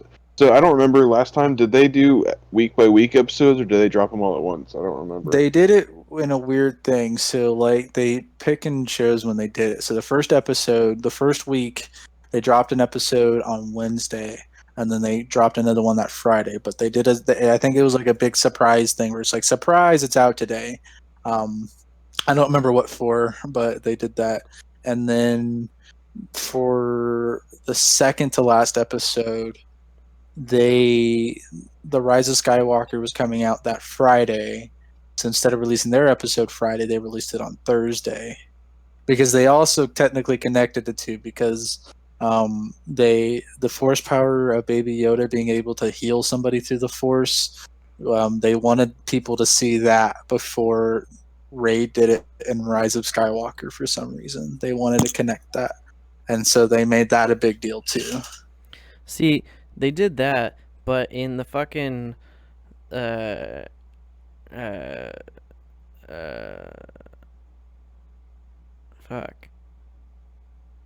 What is the... I am ashamed of myself right now. What is the third prequel called? Revenge of the Sith. Revenge of the Sith. So in the Revenge of the Sith tie-in movie game, they had Force healing, which, I mean, like, that's probably technically not canon now, but I mean, like, that, like... They had Force heal back in the 90s, and Star Wars Dark Forces 2 Jedi Knight, if you took the light side path and put points in the light side, you got Force healing. Oh. It's always been before. Yeah, it's always been in the Star Wars universe, but, like, in terms of, like, TV canon and movie canon, like, it hadn't really been done before. And so, like, they wanted to make a deal, I guess, especially, I think this is more of a Disney corporate thing and a Lucasfilm corporate thing, where they wanted to make a deal of showing it and The Mandalorian before they showed it in Rise of Skywalker. I think in reaction to the fact that people freaked out as to what Leia did in The Last Jedi. Like, the fucking ghost Leia that just... Yeah. God damn. Yeah, everybody got upset with that, so they're like, look, no, we established this beforehand. It's in the Star Wars universe. I didn't know what the fuck was going on when that happened. I was like, what the fuck just happened? I don't know what the problem with that is. Like, she's in zero gravity, and she used the Force to force pull her to the hatch. Like, yeah. I mean, like there is no problem with that. I just didn't expect it, and it came out of nowhere, and I was like, "What the fuck?" I did. Well, I thought it was weird, but it was like it's not like I didn't freak out because like people were like, "Oh, this isn't a thing," and like my reaction is like, "Who gets to dictate what what is and what isn't a thing? Like you don't get to do that. We don't get to do that. We're not the ones creating it. Like the creators get to Freak do out that." about Leia having force powers, like being a Jedi. And it's like, why would she not? Like, They her dad established was a that, Jedi. yeah. Her brother was a Jedi. Her kid's a They Jedi. they established it in Empire, and like they established that she had a Force connection with Luke, and Yeah. then in Return of the Jedi, like that was slowly getting bigger and bigger, especially after she realized that Luke was her brother. Like that was like their connection was constantly getting stronger. And also, if you look at the Star Wars universe in terms of like each movie adds a little bit more to what a Jedi can and cannot do. It's been doing that. It did that in the original trilogy. It did that not as much in the prequel trilogy. And the biggest example is the use of Force Ghosts and being able to project yourself. Like the in the original trilogy, if you watch, like it slowly gets stronger and stronger in terms of like Obi-Wan Kenobi. Like in the end of A New Hope, he shows up as a voice. In Empire, he shows up in a very like limited. Is it corporeal? I don't know that word, but y'all know what I'm trying to say. Mhm. Like he's very limited form, but by the end of Return of the Jedi, he's more solid. And then if you look at like Force Awakens versus Last Jedi versus Rise of Skywalker, like he just gets like those powers get stronger and stronger. So like they've always done that. Like that's nothing new. Like that's always been something with Star Wars. So it's like I don't know why people suddenly just got so upset for that specific reason. But The Jedi always had like a particular power that was like their specialty, and the Sith have the same thing, right? Like, not every Sith could do lightning, but like Sidious can, yeah, and so, like, and then like the games and the novels all do that kind of same thing. Like, in KOTOR, Bastila had her Force meditation that would help like dictate the balance of battle. And then I'm in the middle of reading one of the zombie Star Wars books, Red Harvest, and one of the Jedi in that, she has a telepathic communication with plants. That's her specialty. Is that she's a plant specialist, and so she can like communicate with plants through the Force, and she knows like how they feel and things. And then there's like certain plants that are Force touched that can communicate back. And I don't know, it's one of those things. It's just like any other kind of mutant or power thing. There's always like, or like the vampires from Twilight. They all have a special power. yeah, So yeah. I don't know. It's dumb that people If freak out over Twilight that can do it, stuff. Star Wars can do it. Yeah, Star Wars needs to have a CGI baby that's terrifying. Jedi's need to sparkle. Yeah, I don't know. Yeah, so I don't understand. Yeah, but that's we were talking about Mandalorian like episode. Yeah, that's why that was. But it's basically going to be a weekly format thing. Though I can kind of see them doing the same thing. But at the same time, we don't have a Star Wars movie coming out this year for it to get interrupted by. So I think it's probably just going to be like a because I think it drops the last weekend of October. And then I don't know what they're going to do after that because they didn't take a break. Yeah, they didn't even take a break for Thanksgiving or anything like that. Like they just kept on trucking. So I wonder if they released the episode count this year because most of these shows don't go past 10, and I can't see this show going past 10. So I don't know. Maybe it'll be 11. Who knows? But I mean, I'm honestly fine with that. I kind of like the smaller, more intimate thing where you're not trying to, because you get a lot less filler that way. So that personally doesn't bug me. But and then, like I said, I hope. Well, I do kind of wish that the episodes were a little bit longer. I think that as long as as long as the episodes are long enough to serve the purpose of the story, I'm cool with that. Agreed. All right. Do you have any closing thoughts, Jordan? No. Okay. What about you, Tyler? Do you have any closing thoughts? No.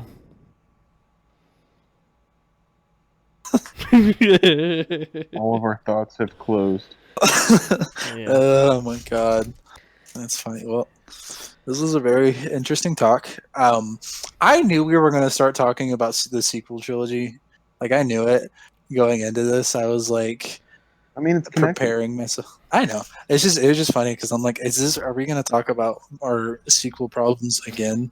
Because it Yeah, of always course. comes out in every single Star Wars podcast we've done so far. It's always come out, and we talked about the It's hard freaking. to not talk about Star Wars and then just be disappointed as shit about Rise of Skywalker. I agree.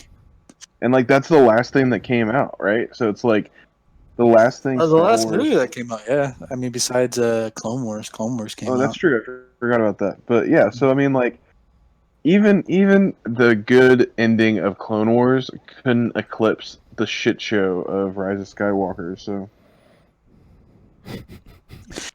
Like for me, like I feel because COVID has made this year seem so much longer than it is. I forgot the final season of Clone Wars came out this year Yeah. because I was thinking about it. I'm like, oh, it's kind of a bummer that the only thing we're getting this year is the Mandalorian, and I'm like, no, that's not true. We got the freaking best Star Wars content we've ever gotten, and then we get like in March and April, and so I'm like, oh yeah, that's very very true. So I don't know. At the end of the day, and Filoni and Favreau, I trust. So that's my takeaway from this whole conversation. I'm like, whatever they want to do, I'm down for it. I agree. So, me too. all right. Well, this has been a very fun cast, 2-pod. Probably one of my favorite we've done so far, I agree. for sure. Somehow I weirdly knew that we were going to talk about Sheev fucking. That is also something that is also going to come up because that's one of my biggest problems with Rise of Skywalker. So anytime we talk about the sequel trilogy, I'm going to bring that up until Lucasfilm answers us. Until they give us an answer, I'm just going to do it. So, Yeah. All right. With that, thank you for listening. If you stuck around this long, are you going to do our outro? Sure.